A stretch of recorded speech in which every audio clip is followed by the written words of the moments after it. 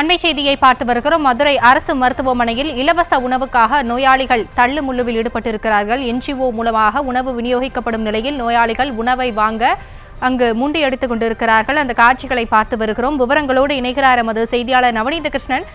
தனியார் தொண்டு நிறுவனம் ஸ்டார் நண்பர்கள் அறக்கட்டளை சார்பாக கடந்த சில மாதங்களாக அரசு ராஜாஜி மருத்துவமனைக்குள்ளேயே அவர்களது வாகனம் மூலம் மதிய உணவு வழங்கப்பட்டு வருகிறது.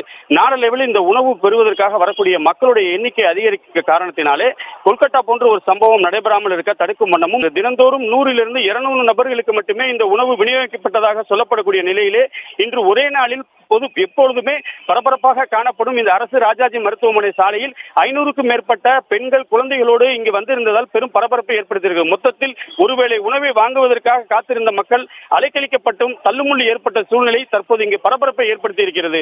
ஆசினி.